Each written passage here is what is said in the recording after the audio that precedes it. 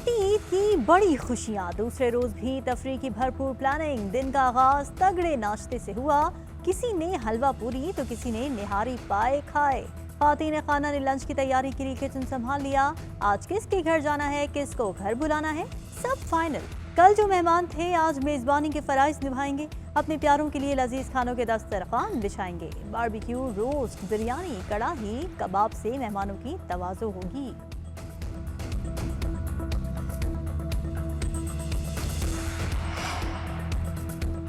بچوں کا نان سٹاپ عیدی مشن۔ چچا، پھوپھی، تایا، ماموں جو کل بچ گئے، آج ان کی جیبیں صاف کرنے کے لیے سوچ بچار جاری۔ شام کو کوئی پارک جانے پر بس ضد تو کسی کو چڑیا گھر جانا ہے۔ بڑوں نے اپنی پسند کی فلم دیکھنے کی ٹھان لی۔ سب اپنے اپنے انداز سے عید کی خوشیاں سمیٹنے میں مصروف۔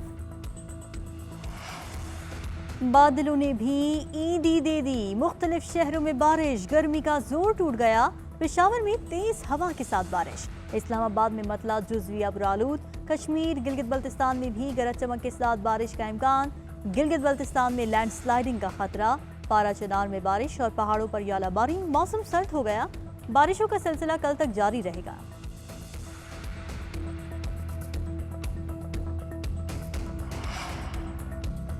وزیراعظم شہباز شریف کا صدر عارف علوی کو فون، عید کی مبارکباد دی۔ شہباز شریف کا وزیراعظم آزاد کشمیر سردار تنویر الیاس سے بھی رابطہ۔ مقبوضہ وادی میں عید اجتماعات پر پابندیوں کی مذمت۔ کشمیریوں کو حق استصواب رائے ملنے تک بھرپور سیاسی، اخلاقی اور سفارتی حمایت جاری رکھنے کے عزم کا اظہار۔ وزیراعظم کا تمام اتحادی جماعتوں کے قائدین، وزرائے اعلیٰ کو بھی ٹیلی فون، عید پر نیک خواہشات کا اظہار کیا۔ آصف زرداری اور بلاول بھٹو کا اظہار تشکر۔ شہباز شریف کا تمام سروسز چیف سے بھی ٹیلی فونک رابطہ، عید کی مبارکباد دی۔ اداروں کے خلاف بیانات سے ہر کسی کو گریز کرنا چاہیے، ہمیشہ صاف ستھری سیاست کی۔ آپسی اختلافات کی افواہیں اڑانے والوں کا کوئی علاج نہیں۔ چودھری شجاعت کی گجرات میں کارکنان سے گفتگو۔ چودھری پرویز الہی نے کہا، سب کہہ رہے ہیں ہمارا آپس میں اختلاف ہے۔ چودھری سالک چلا گیا، وہ کہیں نہیں گیا۔ چودھری شجاعت نے جب کان پکڑ کر کہا سیدھے ہو جاؤ تو سب اپنی آنکھوں سے دیکھ لیں گے۔ سیاست میں سولو فلیٹ کی گنجائش نہیں ہوتی، معمول کے اختلافات ہر گھر میں ہوتے ہیں۔ سوچ رائے الگ ہونے کے باوجود سب ایک ہی گھر میں رہتے ہیں۔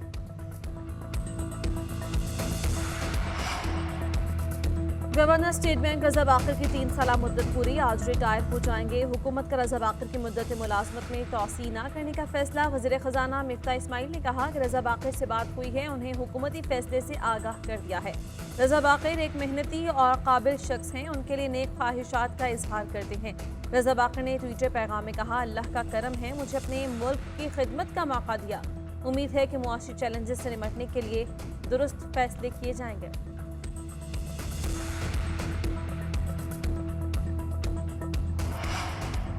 اچھا ہوا رضا باقر کو ہٹا دیا گیا، ایسے پیشہ ور انسان کی موجودہ حکومت میں جگہ نہیں بنتی۔ عمران خان جب دوبارہ آئیں گے تو رضا باقر جیسے لوگ ملک کا اثاثہ ہوں گے۔ فواد چودھری کا رد عمل، شہباز گل بولے ایف بی آر کی کارکردگی بہترین تھی مگر چیئرمین ایف بی آر کو ہٹا دیا۔ وزیر خزانہ نے اعتراف کیا کہ رضا باقر قابل آدمی ہیں، بہترین کام کیا، اب انہیں بھی ہٹا دیا گیا۔ موجودہ حکومت کا نوٹ چھاپنے اور قرض کے ڈالر مارکیٹ میں جھونک کر ڈالر کی قیمت کم کرنے کا پلان ہے۔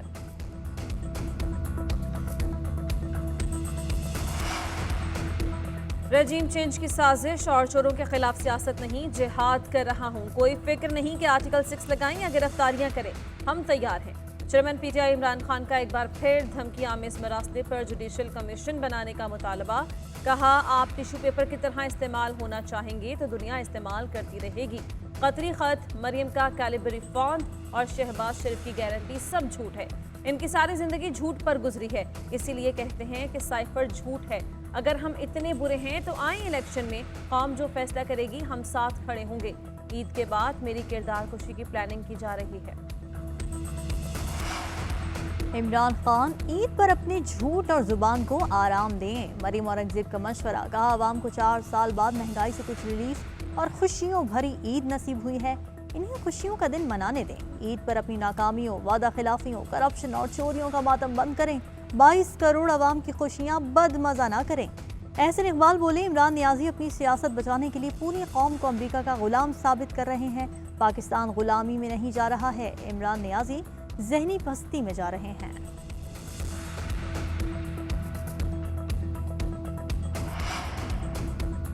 اظہار رائے پر پابندیوں کا معاملہ پاکستان کے ساتھ اٹھاتے رہے ہیں امریکی وزیر خارجہ اینٹونی بلنکن کی آزادی صحافت کے عالمی دن پر گفتگو۔ کہا پاکستان میں میڈیا آؤٹلیٹس اور سول سوسائٹی پر پابندیوں سے آگاہ ہیں۔ ان اقدامات سے پاکستان کا تشخص اور ترقی کی صلاحیت کمزور ہوتی ہے۔ ہم براہ راست اور روزمرہ کی بنیاد پر ہونے والے روابط میں یہ معاملہ اٹھاتے ہیں۔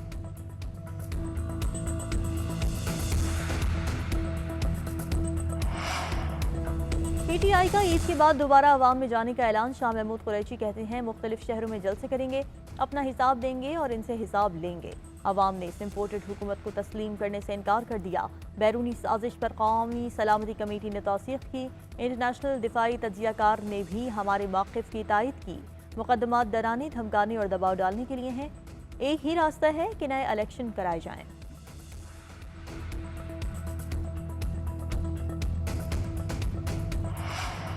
وزیر اعظم کا سعودی ولی عہد محمد بن سلمان سے ٹیلی فونک رابطہ۔ سعودی ولی عہد کو عید الفطر کی مبارکباد دی۔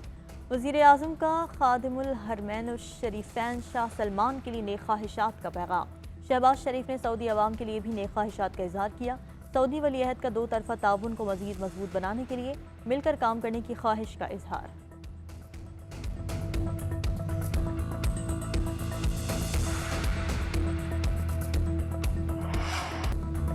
لانگ مارچ خونی ہو سکتا ہے، ملک کے حالات خراب ہو سکتے ہیں، مقتدر ادارے بیچ میں پڑیں، 31 مئی تک معاملے کا حل نکالیں۔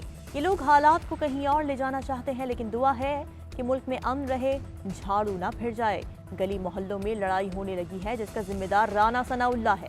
شیخ رشید کی میڈیا سے گفتگو۔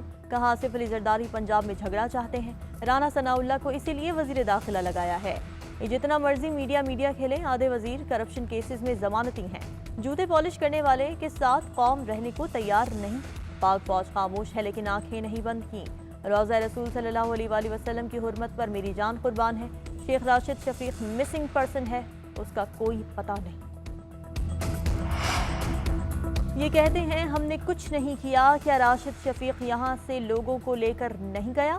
شیخ رشید اپنے بھتیجے سے لا تعلقی کا اظہار کریں۔ وزیر داخلہ رانا ثناء اللہ کا تحریک انصاف سے مسجد نبوی واقعے کی مذمت کرنے کا مطالبہ۔ کہا حکومت نے کوئی مقدمہ درج نہیں کروایا، نہ اس معاملے میں مدعی ہے۔ اگر کسی کے جذبات مجروح ہوئے ہیں تو اس کا حق ہے کہ پرچہ درج کرائے۔ درجنوں درخواستیں تھانوں میں پڑی ہیں، حکومت پر عوام کا شدید دباؤ ہے کہ ان پر کارروائی کریں۔ لوگ شدید غصے میں ہیں، پی ٹی آئی والے معافی مانگ لیں تو انہیں بچانے کی کوشش کریں گے۔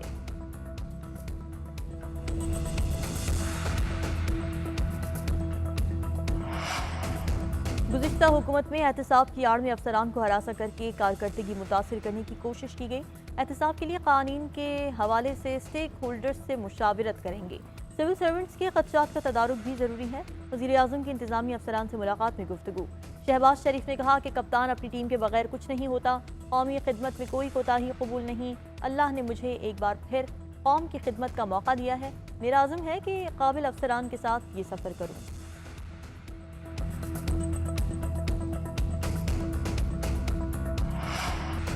مسالوں کی خوشبو رہی نہ کھانوں کی مہک، مگر شاہی قلعے کے رائل کچن کی خوبصورتی آج بھی دل موہ لیتی ہے۔ رائل کچن کا رکاب خانہ، آبدار خانہ، میوہ خانہ، شربت خانہ سب لاجواب۔ شاہی باورچی خانے کے مغلئی پکوان دنیا بھر میں مقبول ہوئے۔ اور کلر کہار کے سیاحتی مقام تخت بابری کے کیا کہنے، ظہیر الدین بابر نے کلر کہار میں قیام کیا، چٹان کو تراش کر تخت بنایا۔ تخت بابری کے قریب باغ صفا میں گھومتے پھرتے مور خوبصورتی کو چار چاند لگا دیتے ہیں۔